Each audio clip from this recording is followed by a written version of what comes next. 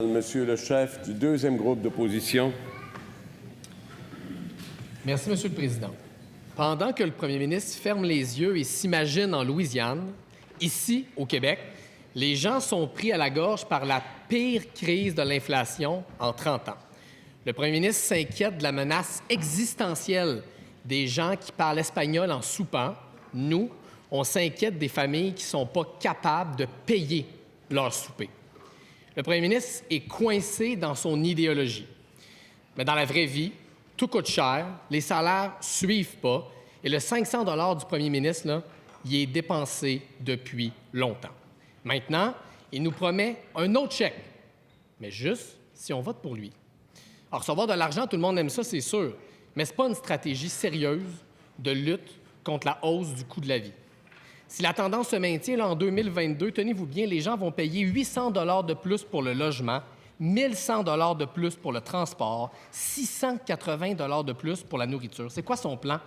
Envoyer des chèques à chaque 3 mois tant qu'il va y avoir une guerre en Ukraine? C'est pas sérieux. Quel manque de vision. Le premier ministre gère l'inflation comme on gère des nids de poules, il patche des trous. Fait que tant qu'à lancer des promesses en l'air, là, est-ce qu'il peut au moins être transparent puis dire aux Québécois, Québécoises, ça va être combien le montant de leur récompense électorale s'ils votent du bon bord? Ça va être quoi le chiffre sur son chèque électoral? Monsieur le Premier ministre.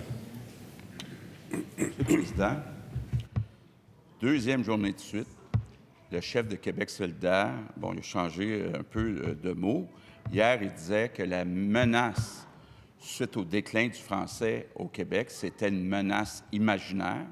Aujourd'hui, il dit le déclin du français, c'est une menace existentielle. Quand même pas rien, là, de dire ça. Là. On voit tous là, qu'à Montréal, par exemple, quand on regarde la langue de travail parlée par la majorité au travail, on est rendu à 56 % seulement qui parlent français. Ils appellent ça une menace imaginaire, une menace existentielle.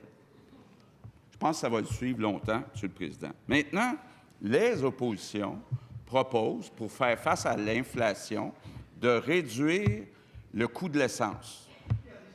Il y en a, entre autres, qui disent on va plafonner ça à 1,60 $. Il y en a un autre qui dit on va baisser les taxes. Il y en a d'autres qui disent qu'il faut geler les tarifs d'électricité. Nous, ce qu'on propose à la CAQ, c'est effectivement de remettre un montant aux Québécois puis les laisser choisir. Est-ce qu'ils veulent dépenser ça pour l'épicerie, pour le logement, pour l'essence? Laissez les Québécois choisir. Donc, quand les oppositions proposent des baisses de taxes ou des gels de tarifs, même le PQ est rendu qui propose de geler le prix du pot. Geler le prix du pot. En terminant. Monsieur le Président, nous, on préfère remettre... Première complémentaire.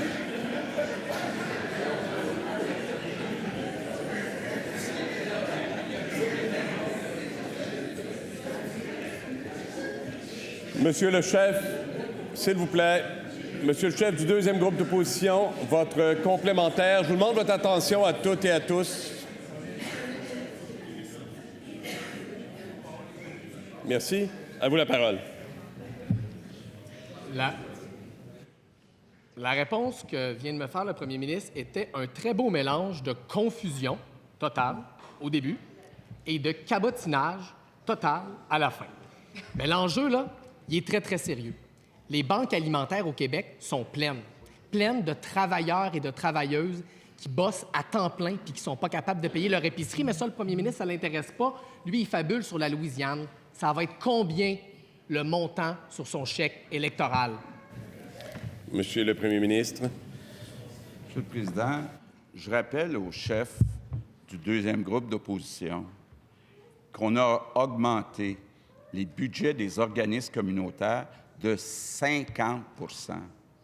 On est passé d'1,2 milliard par année à 1,8 milliard par année. 50 %. Québec solidaire dit c'est rien. Puis il revient en disant encore que la menace, avec le déclin du français, c'est pas une priorité pour Québec solidaire. Monsieur le Président, il y a plusieurs façons de faire face à l'inflation. On peut, moi je pense que c'est une mauvaise idée, En terminant. geler les tarifs ou remettre des montants. Deuxième complémentaire, M. le chef du deuxième groupe d'opposition. Si le chèque du premier ministre avait fonctionné, là, il n'y aurait pas besoin d'en promettre un autre 2 mois plus tard. La stratégie de lutte contre l'inflation du premier ministre, elle est à courte de vue, elle ne fonctionne pas, c'est un manque de vision. Quel va être le montant de son chèque électoral? Ça va être quoi la récompense pour les Québécois qui vont voter du bon bord? On a le droit de le savoir avant la fin de la session parlementaire. Monsieur le Premier ministre.